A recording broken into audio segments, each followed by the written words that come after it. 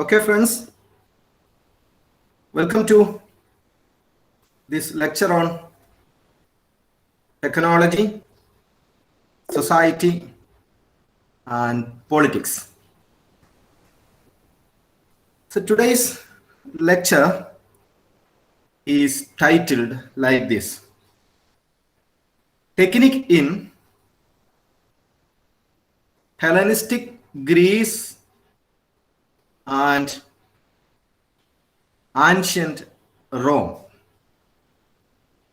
So friends, we have discussed in the previous lecture last day that with the onset of Greek civilization and the fall of Near East brought about a paradigm shift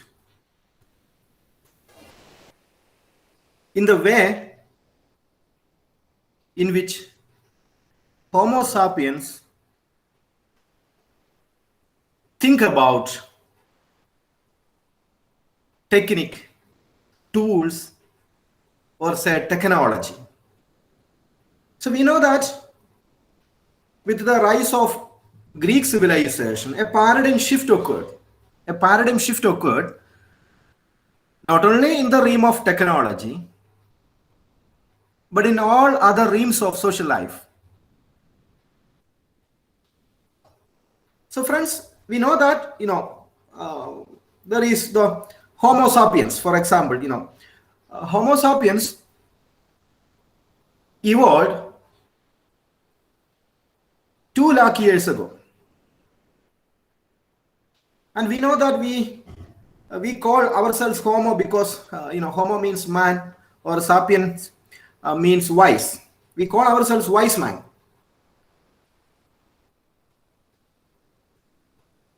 And right from our early Neolithic era,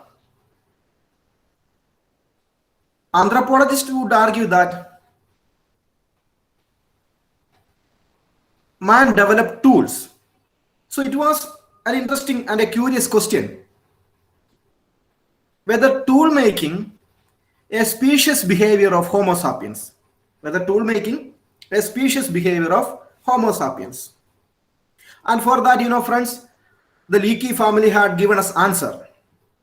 The Kenyan British anthropologist or paleanthropologist had given us an answer, and they have found something interesting from in the Olduvai Gorge in Tanzania, which we have discussed in the one of the previous lectures. And we know that the paleanthropologists divide human evolution into 2 periods: the prehistoric and the historic period. And prehistory is also divided into 2, that is the Neolithic and the other one, Paleolithic era. And we know that in the Paleolithic era, man's ancestors lacked something called teeth, which performed food collecting functions in other animals, wild animals. Or the carnivorous habit of man was lacking in their teeth. That's why paleanthropologists argue that man developed tools. So that was basically a species behavior according to paleanthropologists. And it was from 2 million to 12,000 years ago that this period occurred. This habit occurred. Tool making habit occurred. And what happened in the years following the end of Paleolithic era is that a new civilization started, and we call it the Neolithic period or Neolithic societies, and that continued between 600 BC to 12,000 years ago. in between 12,000 years and 600 BC, the Neolithic world flourished. And this flourished in the river areas of Nile, Euphrates and Tigris, Indus Valley, and Yellow River. And we call them the Near East. And we know that they had their own technology, writing, record keeping, literature, science developed there. They tamed rivers, they built dams, constructed large mountain-like structures called pyramids. They knew mathematics. And agricultural civilization also began during Neolithic period. They cultivated edible plants, eatable plants. They started a new lifestyle called sedentary lifestyles, which we have talked in the previous lecture. So they cultivated a variety of plants like wheat, rice, barley, maize, potatoes, millet, lentils. So that when, friends, civilization flourished, technology flourished, technique too. And this was during the end of this Neolithic era, what may be called a Greek miracle happened. A Greek miracle happened. And friends, this Greek miracle took place in between 600 BC to 300 AD. Roughly, so this is a rough, calculation. 600 BC to 300 AD, we can see a Greek era began. So a Greek era began 600 BC that lasted until 300 BC. And this Greek era is again divided into two periods.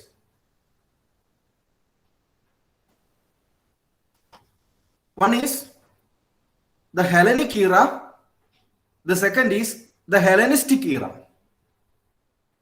The Hellenic era and the Hellenistic era.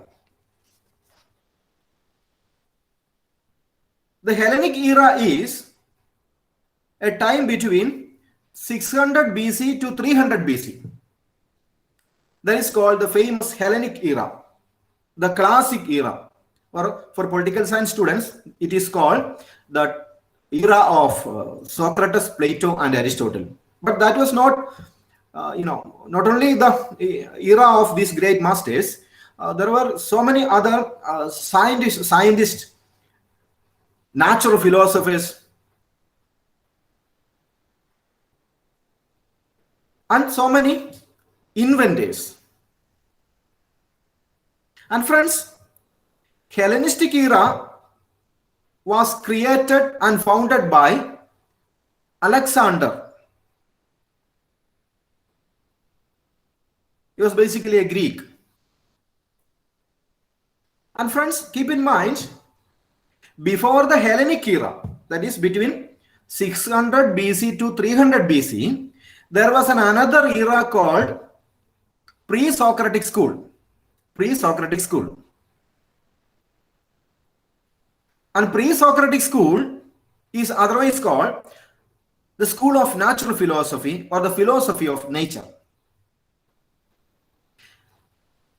And the pre-Socratic philosophers proposed abstract theories about nature. That's why they are called natural philosophers. And friends, as I told you in the previous lecture, that the pre-Socratic school has begun with Thales of Miletus around 600 BC, and who founded what may be called Milesian school. A Milesian school. They are called Milesian school because they inquired the nature of matter. What is the nature of matter? What is the nature of solid material? And to their question, and another school, as I told you in the previous lecture, responded through mathematics, and they were called the Pythagoreans. And we had discussed in the previous lecture about Pythagoreans. So different traditions began to emerge. So there was, a kind of debate between the Milesians, founded by Thales of Miletus, and Pythagoreans, founded by Pythagoras. Then there were, as I told you in the last lecture, the atomists, represented notably by Leucippus of Miletus and Democritus of Abdera. They were called the atomists because they were thinking about particles. Then another school, we call them the philosophers of change, and it was founded by Heraclitus of Ephesus and Parmenides of Elia, and they were called the philosophers of change. And friends, we can see that what the Milesians and the Pythagoreans did not seem to consider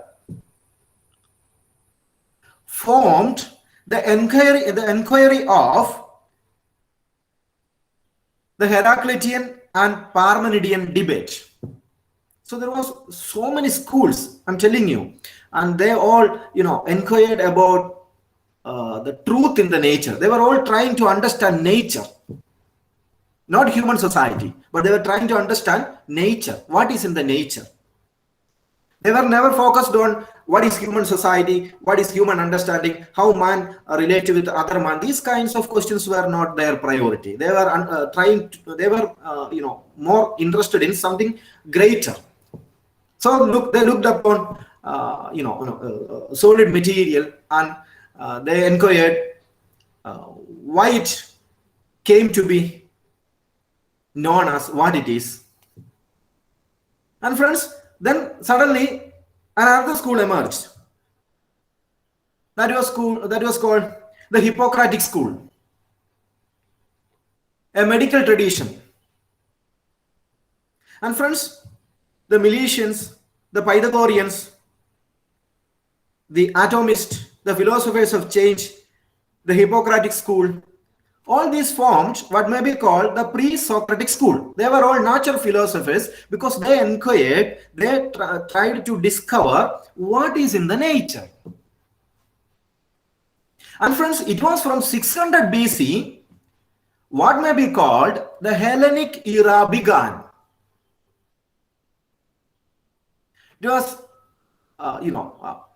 something related to three very important philosophers, and they were also natural philosophers: Socrates, Plato, and Aristotle. They were the central figures of the Hellenic era. And also, friends, just like the pre-Socratic school, these philosophers were also interested in finding abstract theories about nature. They were, disinterested in the practical application of theories. Rather, they looked at the sky, they looked at the stars. We know that they developed anatomy, zoology, botany, mineralogy, astronomy, and methodological importance of applying mathematics to nature or mathematics to natural phenomena. They applied mathematics to understand natural phenomena, geometry. These branches of knowledge developed. So science as a systemic pursuit emerged, and which was absent in a sense in the bureaucratic kingdoms of Neolithic civilizations, Egypt or Mesopotamia.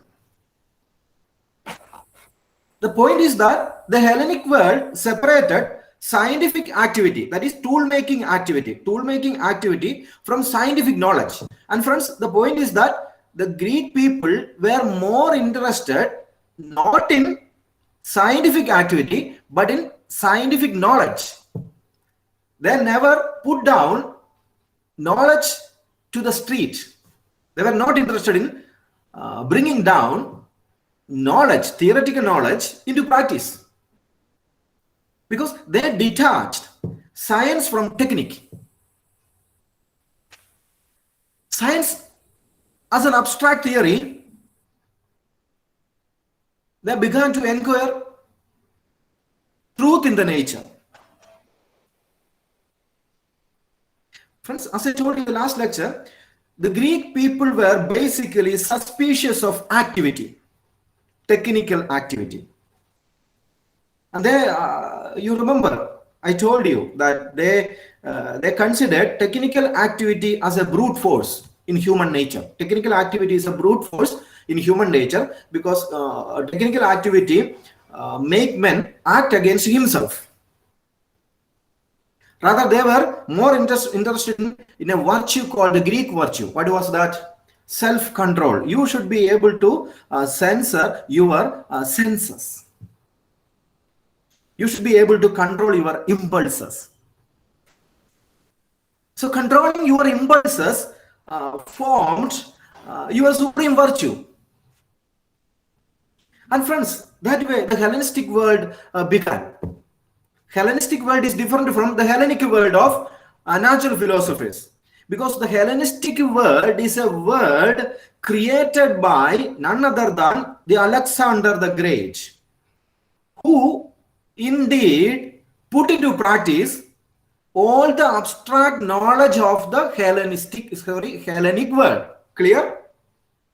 That is, the Hellenic world created so many abstract theories in the field of anatomy, zoology, botany, mineralogy, astronomy, mathematics, and but they confined this to just to mental contemplations.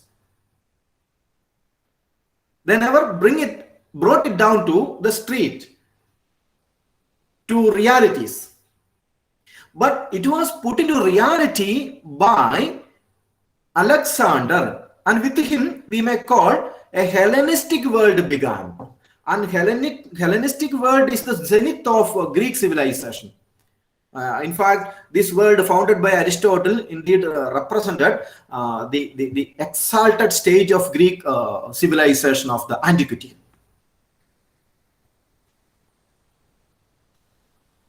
So we know that the Greek civilization developed into two phases, as I told you. In the first Hellenic, the city-states emerged in Ionia, in the Greek peninsula, and by the Aegean Sea. Then 4th century, as I told you, 300 BC around, a Hellenistic era took shape. During this phase, there was a vast expansion of Greek culture, Greek learning process, Greek sciences across the Near East. Let us understand something about what happened during this stage. Friends, you see, in Macedonia, that was a northern district of Greece. A local king all of a sudden emerged, and his name was Philip II. And he gathered forces in different parts of Greece, and he built a kingdom centered in Macedonia, which began to unify the entire Greek-speaking world. And his army included, or his forces included, horse-mounted infantry and rock-throwing artillery. Rock-throwing artillery and horse-mounted infantry. And as I told you, he began unification of the Greek peninsula. But friends, unfortunately, he was assassinated in 336 BC. And what happened? Something, new happened. A big thing happened. His son, Alexander, took charge of the kingdom. And friends, as you know, he was the greatest student of a greatest master of all the time, Aristotle. And For the contemporary people, Alexander was called the triumphant, and for us, the later generations, he is the great. And we assign him the word the great because of this particular specificities that he expanded the Greek culture, Greek learning, Greek literature, Greek science to rest of the world. That's why we call him the great. At its height, friends, his empire, Alexander's empire, reached from the old Greece towards the great river valley civilizations in Egypt, in Mesopotamia, and the Tigris and Euphrates river, and beyond the Indus Valley river. He reached there. And friends, the vast empire of Alexander lasted only 11 years. It lasted only 11 years. That is from 334 BC to 323 BC. And he died at the age of 33. Friends, that's a very curious thing. You see, it's really curious because what would have happened? You imagine what would have happened in the world had he lived long. You just imagine what would have happened had Alexander lived long, had he lived till 60 years or 70 years or 80 years. What would have happened to the history of the world? Whether the world would look different had he continued his conquest. And friends, but unfortunately, with his death, India was returned to the Indian control. His empire collapsed into three kingdoms: the Macedonian kingdom, the Egyptian kingdom, and the Seleucid empire in the Mesopotamia. That is the present-day Persia. I mean Iran. But friends, he left a big legacy. Among other things, a technological legacy, a legacy of science.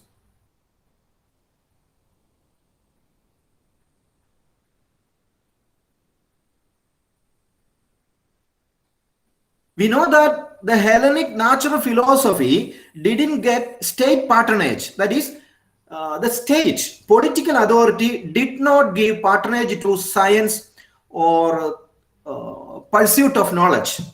And we know that individuals, because of their own interest, pursued knowledge in mathematics, astronomy, astrology, or physics, or chemistry, or something like that, or botany. Because of that, their personal interest. And never state, gave any kind of patronage in the Hellenic world.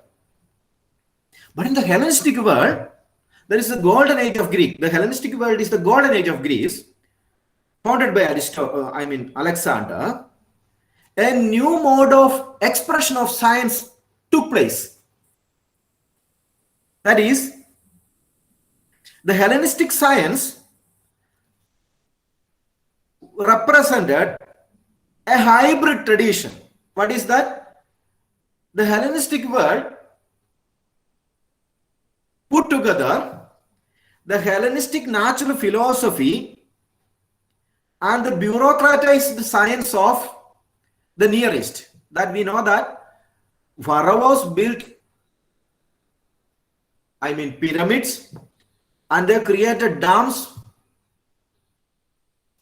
They had, cultivated plants, and they developed technique through a bureaucratic process, through state support. But in Greece, there were no any kind of state support to any kind of technique, because Greeks never found virtue in that activity. Rather, they were more interested in proposing theories, contemplation.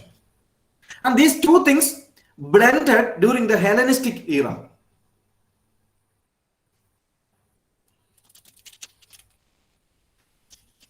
The state support and patronage for scientific theory was the novel feature of the Hellenistic world. state support and patronage for scientific activity and scientific theory. The root of this new world was planted in Egypt. And Egypt was, after the death of Alexander, ruled by Greek kings. Greek-speaking ruling family controlled Egypt. An Egyptian dynasty emerged, which may be called the Ptolemaic Egypt. The Ptolemaic Egypt. And the Ptolemaic Egypt was ruled by Greek-speaking people. And the Ptolemaic kingdom was founded in 305 BC by Ptolemy Soter. He was a companion of Alexander the Great. Ptolemy Soter accompanied Alexander during his conquest. And his kingdom, that is Ptolemy Soter's kingdom, lasted with the death of Cleopatra in 30 BC.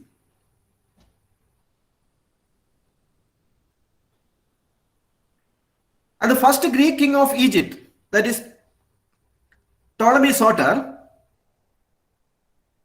started the tradition of supporting science and learning, which never happened in Hellenic Greece of Socrates, Plato, and Aristotle. And his successor, that is Ptolemy Soter's successor, Ptolemaeus Philadelphus, founded, friends, one of the famous research laboratories in the world. You might remember the name of that, laboratory. It is called Museum in Alexandria. The famous museum in Alexandria. Alexandria was a new town built as a port on the Mediterranean shore of the Nile during time itself. And friends, exists 100 years by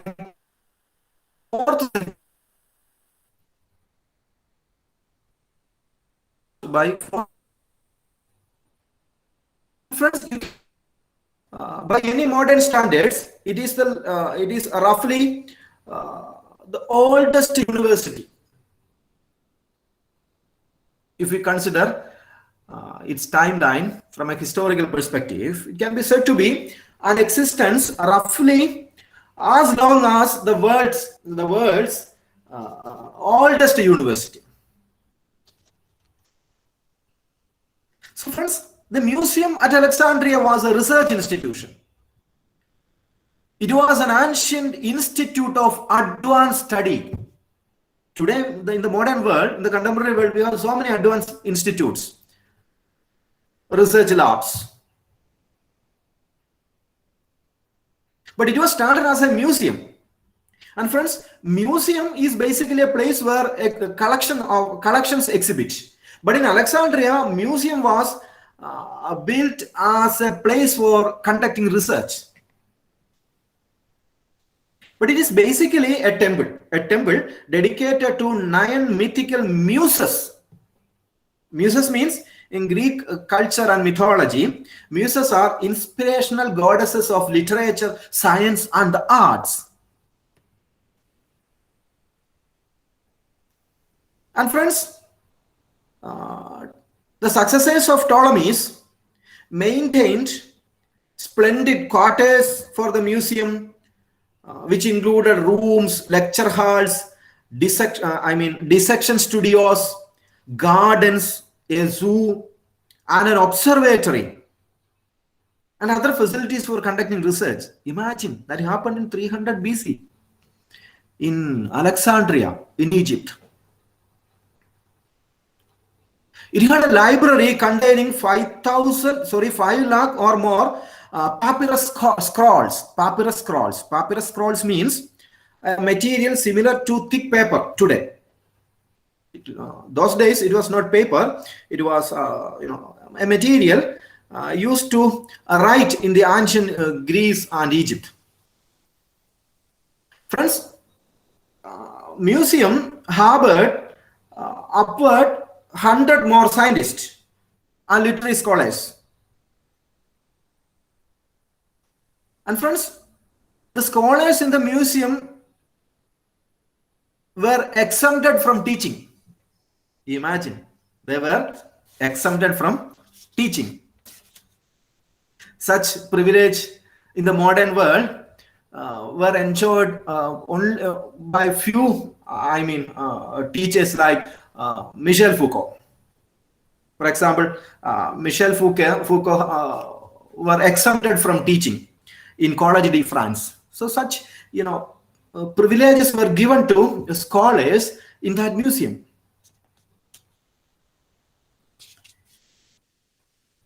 And you see, the museum supported anatomical, medical research. The zoo in the museum sheltered war elephants of the king. The library, they collected books on government and contemporary political science. And applied military research were also undertaken in the museum. Applied military research. See, the kind of activities they carried out in that museum. But friends, the Hellenistic pattern of state support to science and learning was not limited to Alexandria. Several cities in different parts in the Hellenistic world also enjoyed state support. State support were extended to libraries. For a library in Pergamum was an ancient Greek city in the Mysia. Mysia was actually competing with Alexandria those days for learning and research. So a library was started in Pergamum in the city of Militia, and Milesian city competed with Alexandrian city. And friends, by the time of the Hellenistic era, we can see that Plato's Academy and Aristotle's Lyceum also acquired Hellenistic dimension, not Hellenic dimension. Friends, keep in mind, Hellenistic dimension and Hellenic dimension are different. When it comes to Hellenistic dimension, it got support from political authority. But the Hellenic Lyceum and Hellenic Academy didn't get state support. Now it acquired Hellenistic dimension. So it supported scholars, writers, researchers now. And an Alexandrian mode of research emerged in Lyceum and Academy. And we can see that Lyceum in Athens and Museum at Alexandria also shared contacts and personals. And Lyceum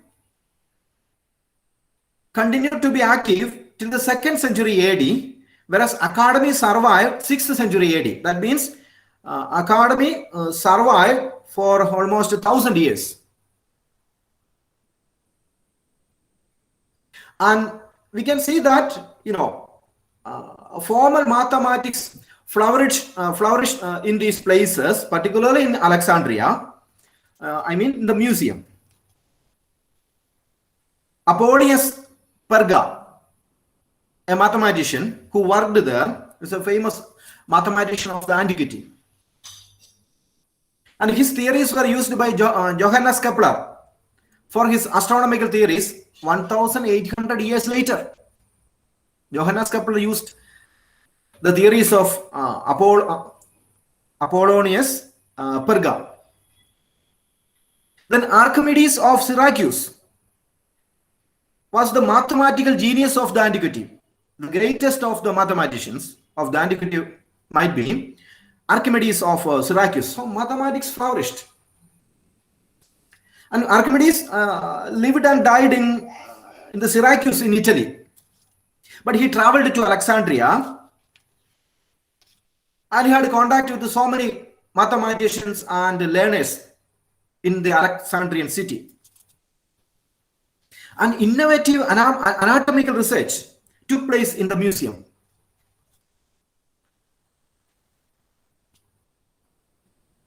An Alexandrian anatomist evidently conducted human dissections and vivisections. Dissection means dismembering the body of a deceased animal to study its anatomical structure. Vivisection means the practice of performing operations on live animals for the purpose of experimentation or scientific research. So these kinds of activities were carried out in the museum at Alexandria. So astronomical theory and cosmological theories were proposed. And friends, ancient astronomy culminated in the works of Claudius Ptolemy in the 2nd century AD. So he proposed the famous, as I told you in the previous lecture, the geocentric theory of world. And Ptolemy lived under the command of Roman governance in Alexandria. And Ptolemy composed a massive volume, a technical volume on astronomy, which is called, mathematical mathematical syntaxis. And that book in the among the Islamic scholars are said to be Almagest, Almagest.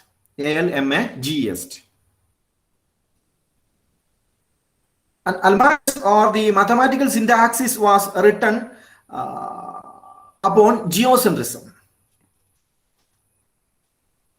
And Ptolemy distinguished astrology and astronomy. And he also had written a book on astrology called Tetra Biblos. Look, science is flourishing, which are absent in the Neolithic world. That what maybe we call today as mathematics, astronomy, or astrology, or medicine, or geography, these kinds of things emerged, or even physics, because during the pre-Socratic era, atomists began to inquire about the nature of solid things.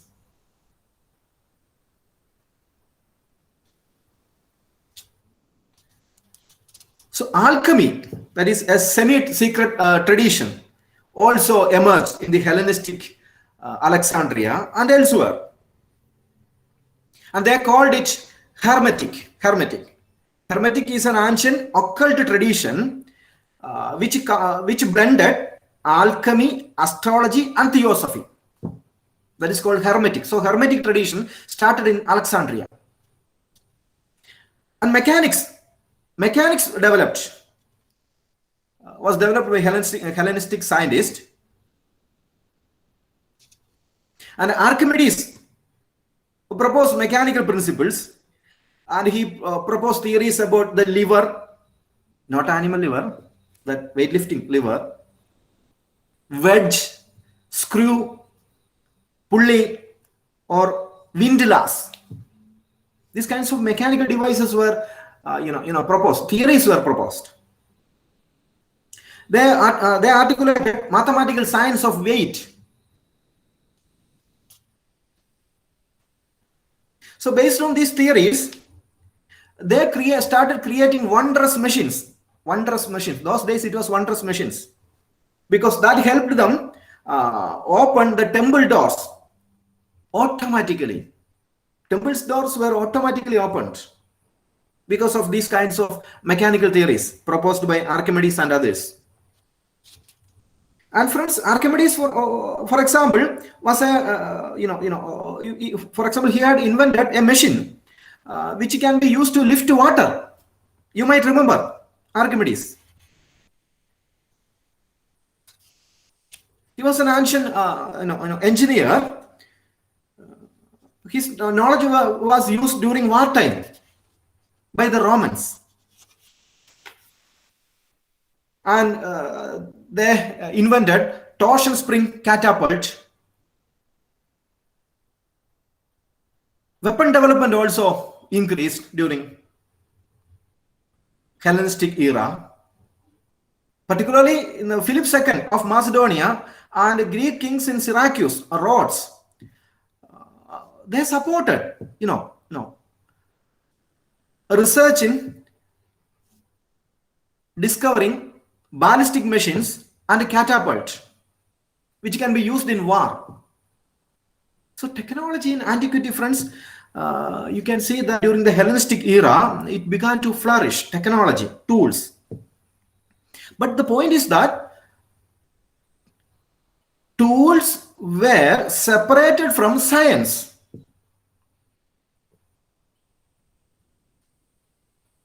Ancient science formed a part of life in towns or city. But technology and engineering activities spread in different parts of the ancient world. But science were centered in the Greek city, and that was a habit of the learned people, abstract thinking. But engineering or mechanics began to spread to the lives of ordinary people. And friends, here comes the significance of Rome. Let us also add some point to Rome when we talk about Hellenistic world. In Rome, they developed a perfect social technique, both civil and military. When we think about ancient Rome, you have to think about 2nd BC to 2nd AD. About 400 years, the famous Roman time. So they were famous for Roman technique. But friends, Romans never proposed any kind of abstract thought, which was a feature of Hellenic Greece. Romans never followed abstract thought, but Romans followed technique or practice. That is the difference between Romans on the one side and the Hellenic Greece on the other side. Hellenic Greece were more fascinated by contemplation. Contemplation in mathematics, astronomy, astrology, medicine, so many fields of knowledge. But when it comes to ancient Rome, they have never written any books, they have never proposed any contemplative theories, but they had marvelous technologies. So this is very unique feature of these two civilizations. A kind of discipline first emerged in Rome, which used minimum of means. Romans possess a remarkable understanding of application, because their judicial system was famous for that. It may be because of the judicial system, their law system, maybe that was the reason why they have founded a big empire, and also they used technology. And friends, it can be stated that Romans were the greatest technologists and engineers of the antiquity. They were greatest technologists and engineers of the antiquity, not the Athenians, not the Hellenic Greece. They were just contemplative thinkers, the Hellenic Greece. But the Romans were greatest technocrats and engineers. Roman civilization represent a grand technological advancement. They built a vast empire, and their empire expanded all the world which Alexander created except Mesopotamia. Romans were not able to reach Mesopotamia, but they went to Egypt, all places in the old Near East except Mesopotamia, in the Tigris and Euphrates River. The Roman Empire grew upon several technologies. Their military and naval technologies. The Roman roads, they were famous for building roads, aqueducts.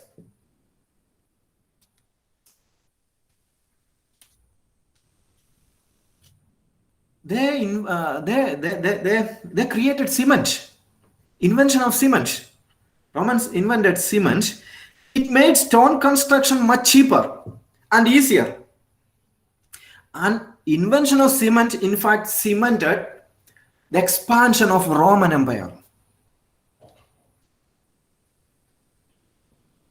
Friends, but it is interesting to remember that when Roman engineering flourished, there was little Roman science. Science was in the Hellenic Greece. There was no science in the Roman world. Very little Greek science can be traced in ancient Latin Rome.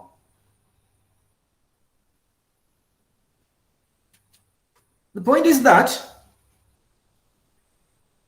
so many Greek scholars lectured in Rome. For example, Greek doctors particularly found employment in Rome, and their technical skills were bought by Romans. But in a sense, Romans never tried to propose any science. That is, we can say like this: the ideology coming from Plato's time or pre-Socratic time still held sway in the Roman world and in the Hellenistic world too. That is, you have to separate between technical activity and technical thinking. The entire Greek, including the Hellenistic, were more obsessed with technical thinking, but it was only Alexander who brought down that tradition into practice, and some kings gave patronage to the practice of Hellenic contemplative thinking. That is, here you can find two very important vocabularies: theoria and praxis. Theoria and praxis, these are two different traditions. Theoria is a Hellenic tradition. Praxis is a Roman tradition. That is, praxis is important for the Romans. Theoria is important for the Hellenic Greece, about which Marx had proposed some new theories. Karl Marx had proposed later in the 19th century, proposed some theories for philosophers who have interpreted the world. The point is to change it. That is praxis. He brought down theories into practice, Karl Marx. So this division started here. That is theoria and praxis. And friends, you can see that this antiquity all of a sudden collapsed.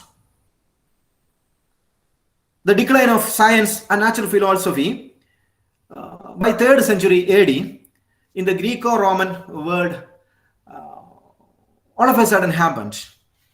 And not all people agree why it happened. Some claim that it is because of the certain unique social systems of these places.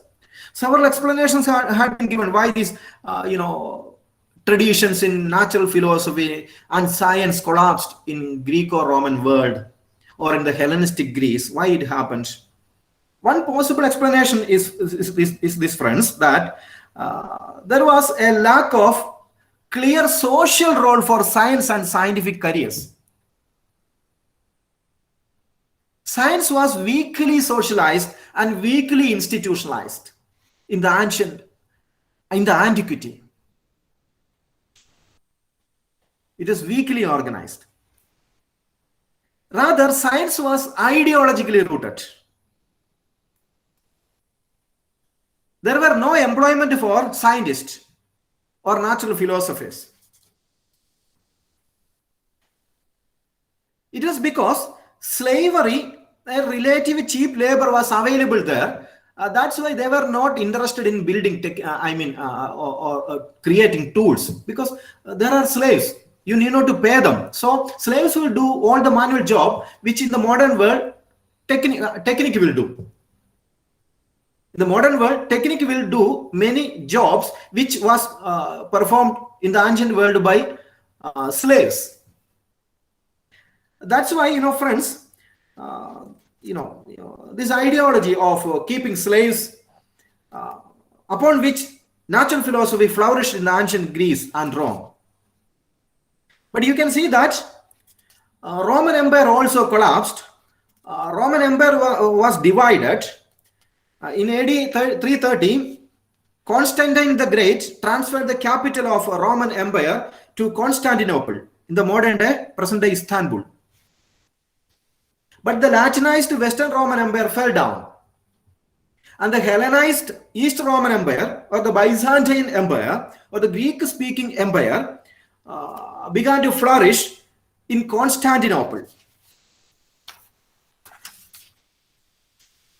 But Byzantine also declined by the time the disciples of Prophet Muhammad conquered Syria and Mesopotamia. So the disciples of Prophet Muhammad conquered Syria and Mesopotamia. By that time, you can see, Constantinople or the Byzantine Roman Empire also began to collapse. They captured, that is, the disciples of Muhammad captured Egypt and Alexandria in 642 AD. But science and civilization continued to develop in Muslim Spain, in eastern regions. I mean the present day Iran area or the Persian area, or throughout the Islamic world, science began to flourish. But Rome declined, or Europe declined. Europe declined. The Roman West, or the Roman West, the entire, the present day Portugal, Spain, all those area, that is called the Roman West Roman Empire, that collapsed. The Latin Rome collapsed. But the East began to flourish. East means the ancient Near East area began to flourish again because of the disciples of Prophet Muhammad.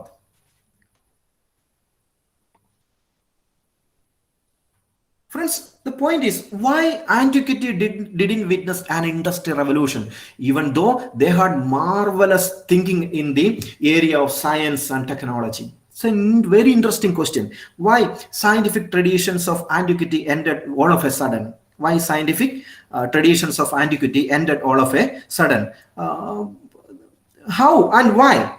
The scientific traditions of Greek, the Hellenic Greece and the Hellenistic Greece, took hold in Western Europe centuries later to require an industrial revolution. That industrial revolution took place only in the 18th century. That was in the old Europe, where you can see that by the 2nd century AD, science and technology collapsed. Science and technology collapsed in the Europe by 2nd AD. But industrial revolution again came there by 18th century. It's a very interesting historical, very curious thing. Why industrial revolution later took place in Europe is intriguing. Why? But the question is, why didn't it happen in the antiquity? Historians of technology will give you answer. They asked why no industrial revolution in the antiquity. The simple answer is that, friends, there was no need for a technological revolution or an industrial revolution.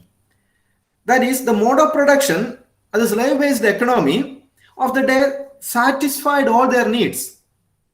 That is, the capitalist idea of profit. The capitalist idea of profit was not their priority. And that was a foreign idea to the mind of the Hellenistic Greece, the capitalist mode of profit. One question is apparent: whether science and technology need to grow without state patronage. The answer is both yes and no. Answer is yes. That is, we need state support to. We don't need state support to science and technology, because answer is there in the Hellenic Greece, in the Lyceum and Academy. Intellectuals grow without state support. They pursue knowledge because of their own personal interest without getting any support from any funding agency.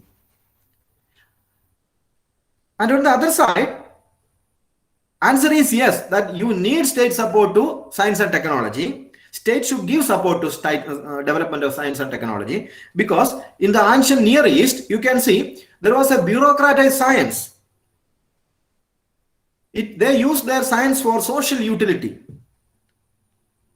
And public authority of state in modern sense is necessary for bringing down technique to application, as well as to ensure any social utility for natural philosophy.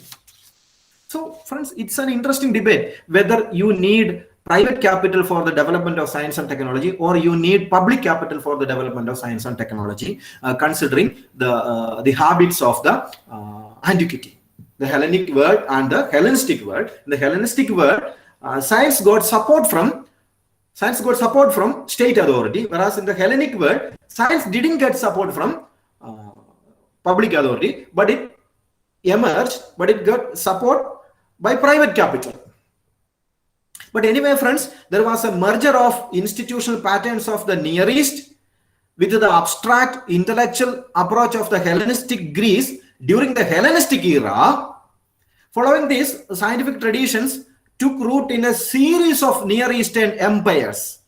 You can see science flourishing in Byzantine world, science flourishing in Sassanid Persia, science flourishing in the Islamic Prophet Muhammad's Islamic world. At the same time, indigenous scientific traditions also emerged in China, India, Central and South America. So science began to flourish in different parts of the world, but Europe is dead. Europe is dead, but science flourished in other parts of the world. Monarchs in so many other places simply patronized calendrical astronomy, astrology, mathematics, and medicine, and research flourished in other part of the world. But Europe, the West, declined, collapsed, and dead. But centuries later, Europe again witnessed Industrial Revolution. Why? It's a very interesting question, friends. We will answer definitely this question in one of our other lectures. Friends, now the floor is open for discussion. Friends.